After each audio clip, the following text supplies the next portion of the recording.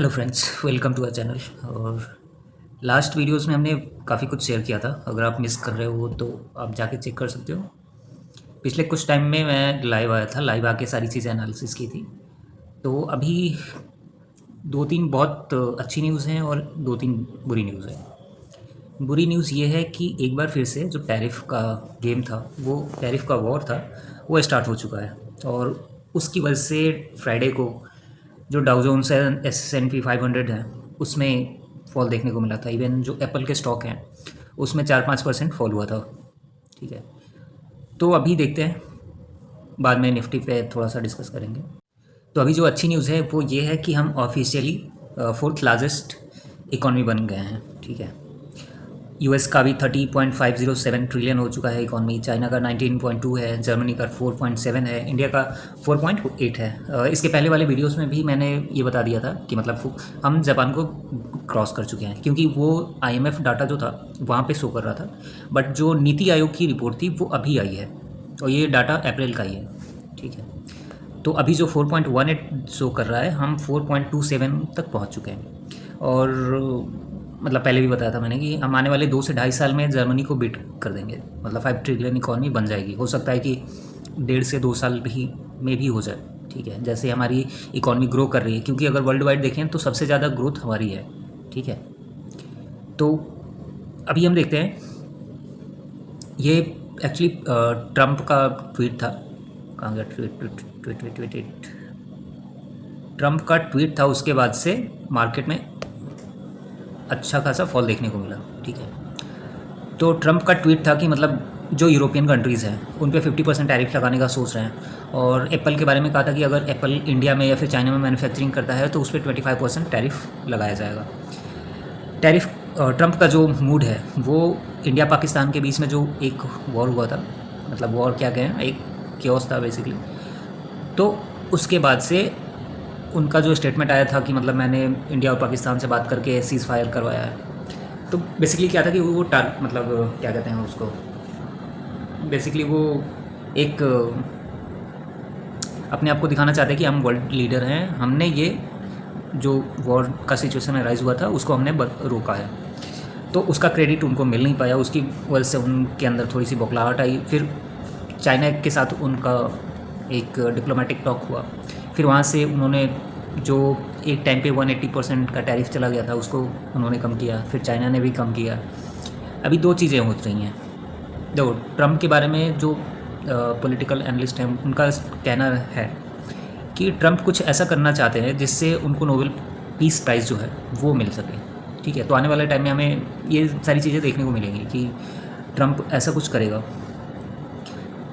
तो इसके बाद से एप्पल के स्टॉक 4% गिर गए थे, S&P 500 भी गिरा हुआ था, S&P 500 गिरा था, नैस्डैक गिरा हुआ था, डाउ जोन्स गिरा हुआ था। ठीक है, तो इस वजह से जो बट एक चीज़ और देखनी होगी कि जो कुछ टाइम से US बॉन्ड यील्ड बढ़ रहे थे, US के ही नहीं, सारे कंट्रीज़ के, जर्मनी, ऑस्ट्रेलिया, फ्रांस, हर जगह के, तो उनके बॉन्ड मार्केट में भी थोड़ी सी गिरावट देखने को मिली है।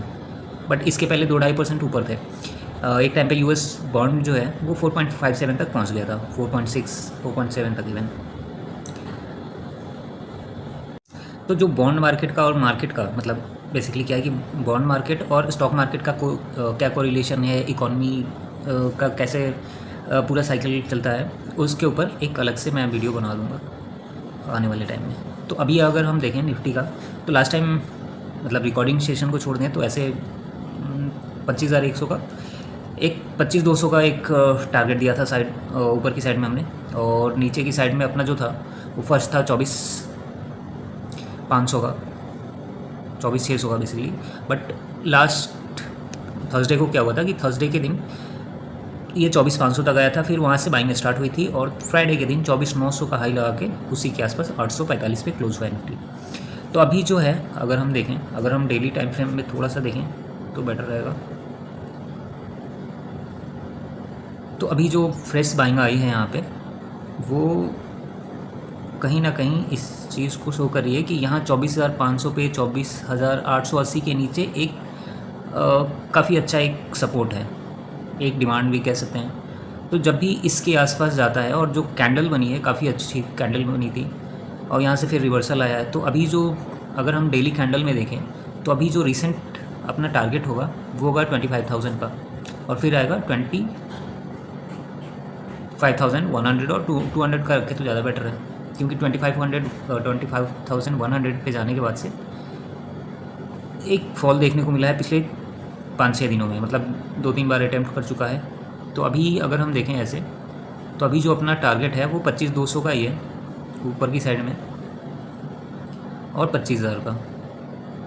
तो अगर 25,200 ब्रेक होता है, फिर जो अपना टारगेट निकल के आएगा वो आएगा 25,600 का।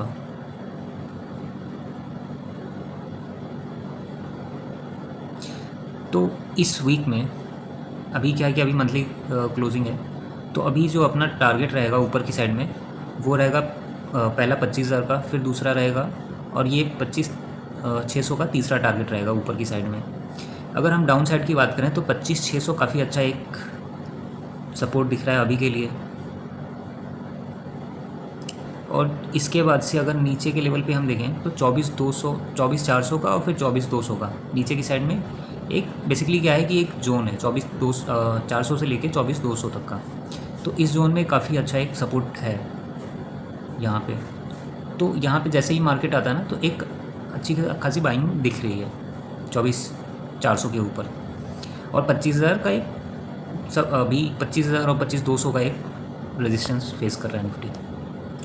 तो आइए देखते हैं कि कल कैसे मोमेंटम कर सकता है निफ्टी। तो कल के दिन हमें 2 चीज़ें करनी होगी। पहली तो 24,800 का एक सपोर्ट मार्क करके रखना होगा, और ऊपर की साइड में 25,000 का। हम ये मान के चलेंगे कि कल 200 पॉइंट का ही मोमेंटम होगा, ठीक है। फर्स्ट सिनेरियो ये रहेगा कि अगर मार्केट 25,800 के नीचे ओपन होती है कहीं पे भी, और 25,800 के नीचे ओपन होने के बाद से कहीं से भी नीचे मतलब मार्केट आती है नीचे की तरफ, क्योंकि अभी क्या है कि अभी टैरिफ वॉर स्टार्ट हुआ है, तो हो सकता है कि इसका इम्पैक्ट निफ्टी पे भी पड़े। तो हमारा जो फर्स्ट टारगेट रहेगा वो 24,600 का रहेगा नीचे की साइड में।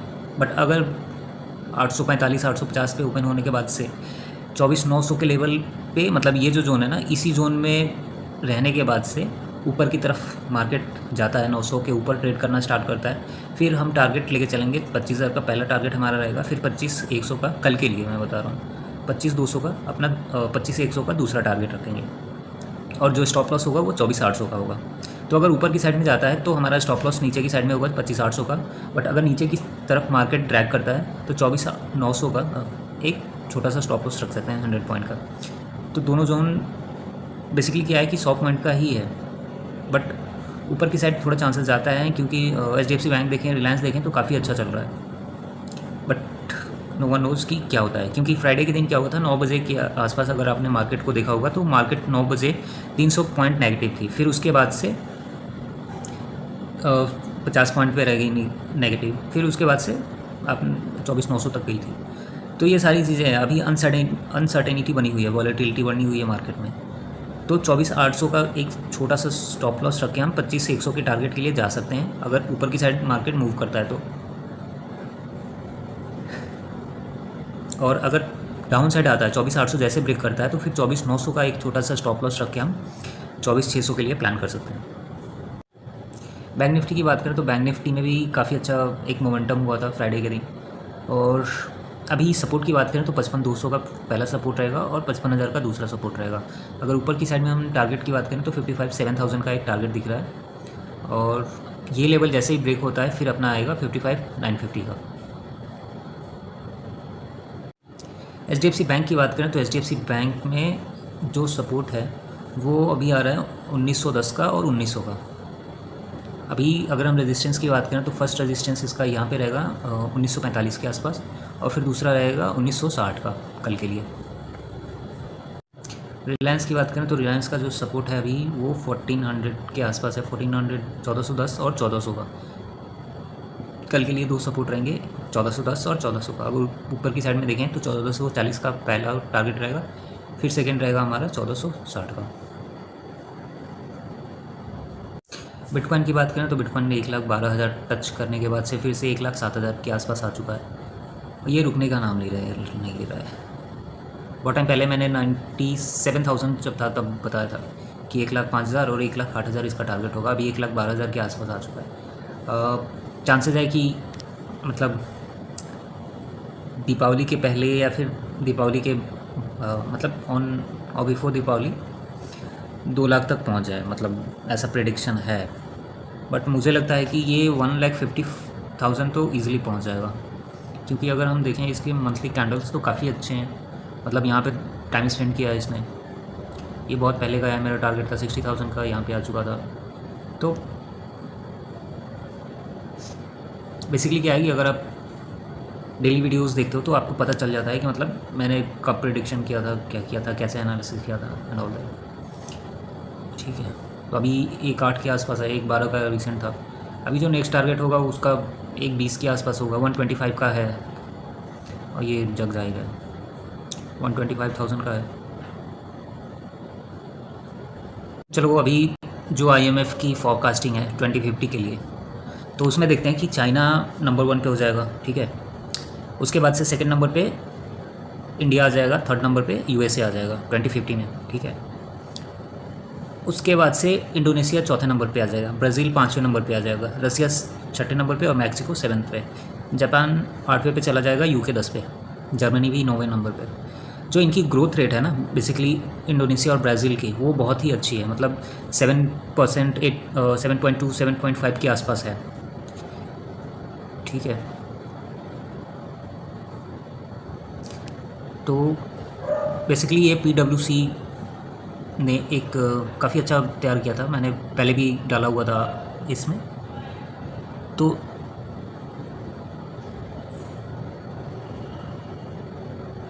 आने वाले टाइम में जो इंडिया की GDP है, इंडिया का इवन पर कैपिटा इनकम है, वो भी काफ़ी अच्छा ग्रोथ होने वाला है, इंक्रीजिंग गैप बिटवीन द। ठीक है, देखो जो पॉपुलेशन ग्रोथ का, ये तो पर कैपिटा इनकम का भी था, मैंने देखा था। एक सेकेंड, इट विल,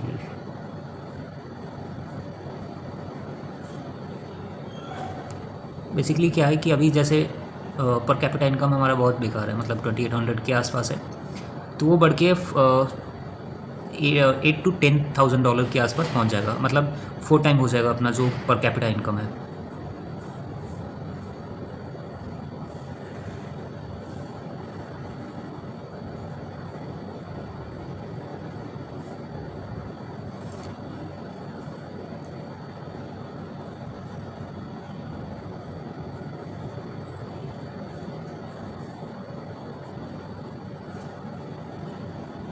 तो इसको भी किसी दिन डिकोड करेंगे, बाकी देखते हैं अभी क्या कर सकते हैं।